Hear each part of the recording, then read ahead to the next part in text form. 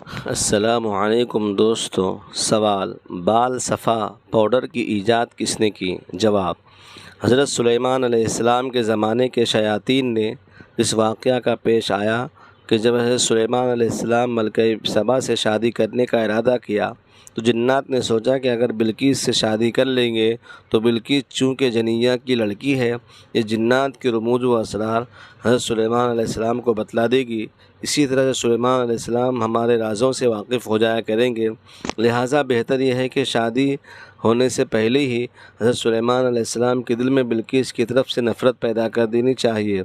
جنات میں سے بعض نے حضرت سلیمان علیہ السلام سے کہا کہ بلقیس کی پنڈلیوں پر تو بال ہیں، جس پر حضرت سلیمان نے ایک حوض تیار کرایا اور اس کے اندر پانی بھروا کر اوپر شیشے کا فرش بچھوا دیا۔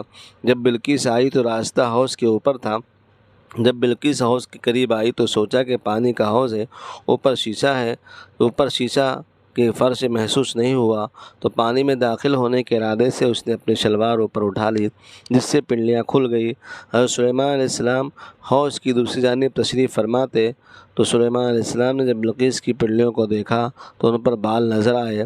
الغرض حضرت سلیمان علیہ السلام نے شادی تو کر لی مگر پنڈلیوں پر بال زیادہ ہونے کی وجہ سے ناگواری محسوس کرتے تھے، جس پر انہوں نے انسانوں سے معلوم کیا کہ بالوں کو اڑا دینے والی چیز کیا ہے۔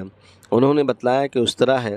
جب بلقیس کو بال صاف کرنے کے لیے استرا دیا گیا تو اس نے کہا، میں نے آج تک اپنے بدن پر لوہا نہیں لگایا۔ پھر حضرت سلیمان علیہ السلام نے جنات سے معلوم کیا، انہوں نے لا علمی کا اظہار کیا۔